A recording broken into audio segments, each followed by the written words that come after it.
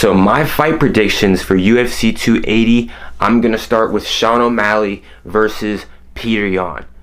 I got Peter Yan winning, y'all.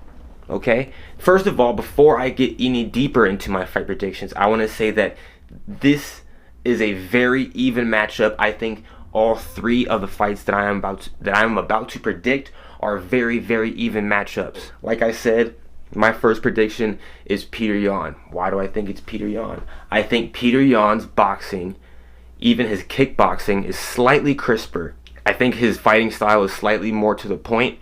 And sometimes the more creative fighter, the more flashy fighter, they have the upper hand because they just have more creativity and they're able to find openings in certain ways that fighters traditionally wouldn't find an opening, if that makes sense.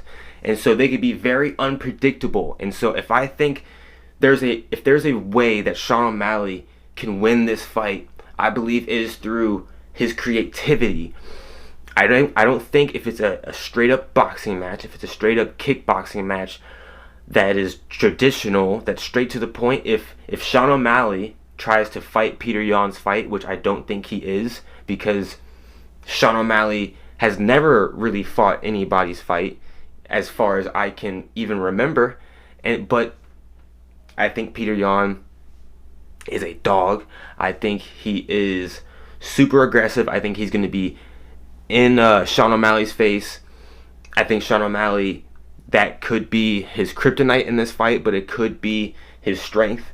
But I think Peter Yan's going to get the job done. If Peter Yan comes in too aggressive and Sean O'Malley is able to get a counter punch or a kick of some sort, knee, something, like I said, creative, and it's going to be probably, in my opinion, through a counter nature. But Peter Yan, I think, has the higher chance. On to the next fight. Aljamain Sterling versus TJ Dillashaw. I've got Aljamain Sterling winning. I've got Aljamain Sterling winning by wrestling. I think he has good enough striking to just kind of hold off TJ Dillashaw. I think TJ Dillashaw's way of winning this is being very aggressive, picking his shots, but being aggressive in his own right. Because if he's not, he's going to be running backwards, trying to prevent himself from being taken down by Aljamain Sterling. And I think that will put TJ in a very bad position. So it's going to force TJ forward. TJ is going to have to be aggressive himself. And again, I think Aljamain Sterling has enough striking in his tank to hold off at least on TJ. If this was a pure kickboxing match, a pure Muay Thai match, I think TJ would probably win. But this isn't. And so I think Aljamain is going to mix in his takedowns. He's going to mix in his wrestling and his ability to strike, which is good enough. And it's going to get the job done. I think he's going to probably win by a decision or by a submission. You might be surprised. And so I didn't even choose Peter Yan how he was going to win. I think Peter Yan is going to win by points. I think it's going to be by points. I think it's going to go to all 3 rounds. And I think he's just going to win based off of the amount of points he racks up throughout the fight. Yeah, I don't think anybody's getting knocked out, people. Yeah, I'm telling you, I'm a magician out here. And Charles Oliveira versus Islam Makhachev. I've got Charles Oliveira winning. This was a very, very tough pick for me, but I'm going to believe in Charles Oliveira's ability to be a very dangerous striker and an even more dangerous submission artist. Probably top 3, top 2, if not the best submission artist in the game right now when it comes to UFC BJJ submission practitioner. Charles Oliveira takes that cake.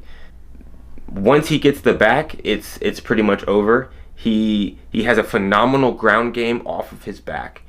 He that's where he gets a lot of his submissions as well.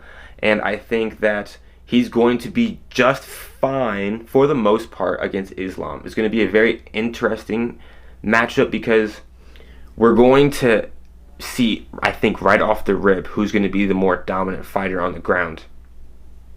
I believe Charles Oliveira on the feet is more dominant. I believe you guys probably think that too. You guys probably think that Charles Oliveira's striking is better than Islam's, and I would have to agree. But when it comes to the ground, I think that's a little undecided, because it's like one force is coming against the other, and it's from a completely different style. There's a jiu-jitsu format and then there's a wrestling format, and I feel like whenever you see those two formats come together at an elite level, it's a very interesting matchup. And as of lately, wrestling has been dominating UFC when it comes to the ground game. So it's going to be interesting, but I think Charles Oliveira is going to get it done. I think he's the more well-rounded fighter. I think he's a bit more creative.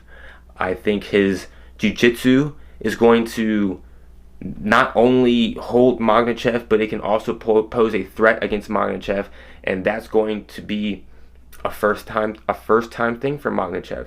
And so he's going to have to adapt. Charles Oliveira, I think, is going to have to adapt in his own way, but I think his ability to adapt we've seen before. I don't think we've seen that from Makhachev. And so that's my guess. I think it's going to be Charles Oliveira by submission in the third round. And I'll go back. Like I said, I've got Aljamain Sterling. What did I say? I don't even remember. I have to go back and look. But I know I had Petr Yan and Sean O'Malley going all 3 rounds. And so comment down below who you guys think is going to take these 3 fights, and we'll see if I get these. We'll see if I get these right. All right. And I'll catch you guys on the next UFC talk. Peace.